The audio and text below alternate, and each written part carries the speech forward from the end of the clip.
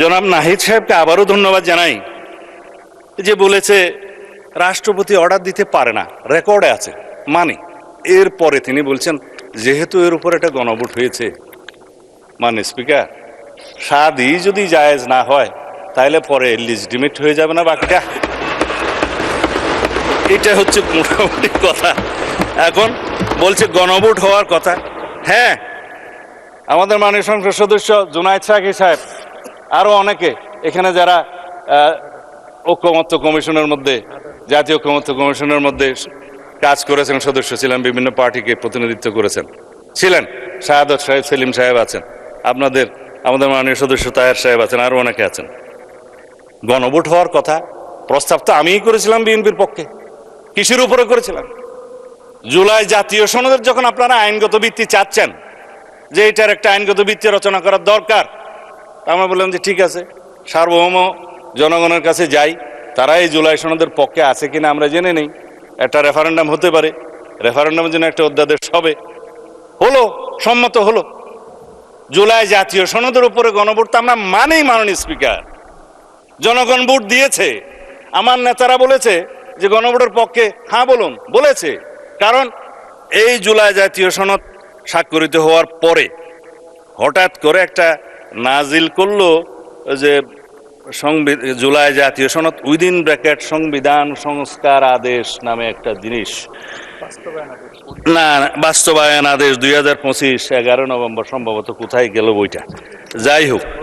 এখন হ্যাঁ, এইটা হচ্ছে 13 নভেম্বর 2025, এইটা নাজিল হলো মাননীয় স্পিকার।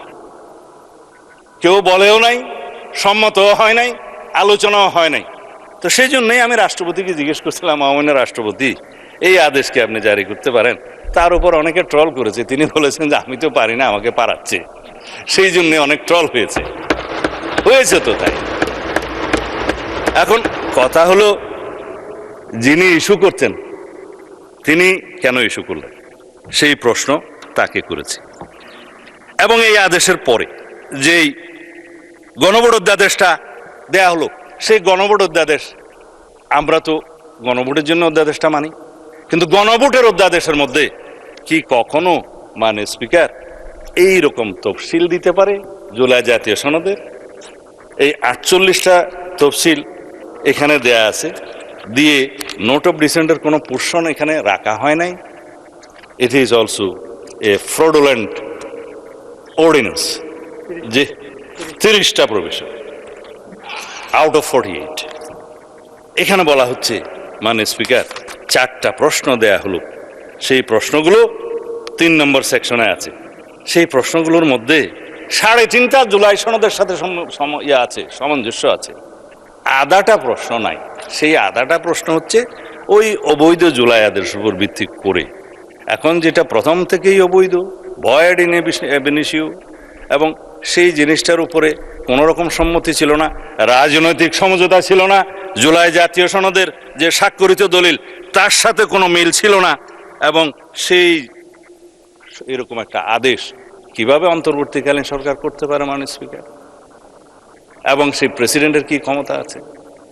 আমরা তো জুলাই জাতীয় সনদ বাস্তবায়নের জন্য যে নোট অফ ডিসেন্টের অংশ দিয়েছে, সেই মতে আমাদের নির্বাচনী ইশতেহার আমরা উল্লেখ করেছি, প্রত্যেকটা দফা আমার সাথে নির্বাচনী ইশতেহার আছে, এবং প্রত্যেকটা দফা যেখানে নোট অফ ডিসেন্ট আছে নির্বাচনী ইশতেহার উল্লেখ করতে যাই আমাদের 3 পাতা বৃদ্ধি পেয়েছে সেটার বহর।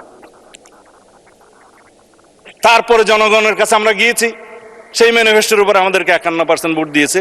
সংখ্যার দিক থেকে 213টা না 14 জন আমরা এখানে সংসদ সদস্য আছি মাননীয় স্পিকার।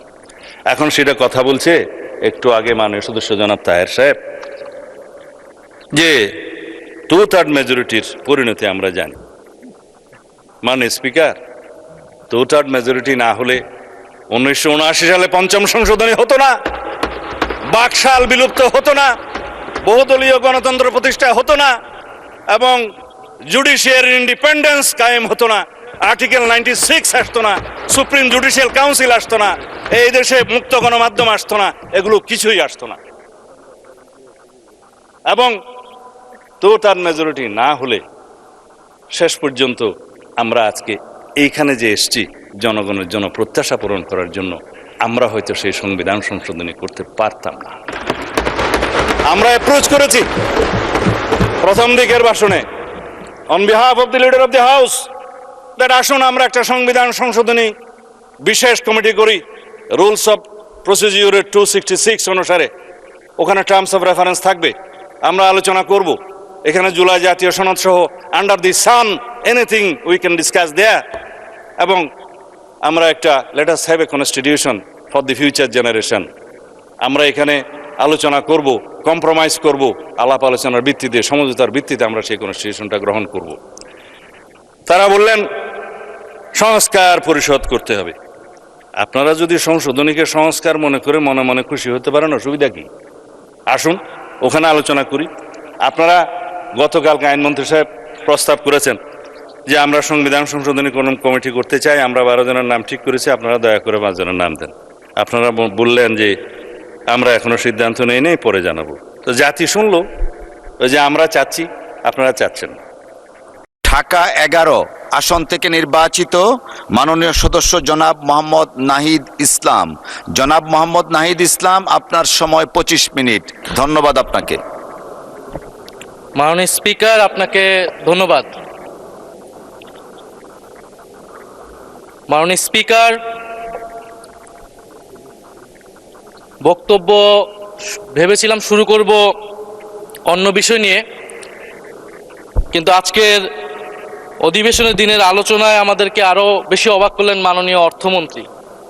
ফলে অর্থ সেক্টরের কিছু কথা, কিছু বক্তব্য দিয়ে আলোচনা শুরু করছি।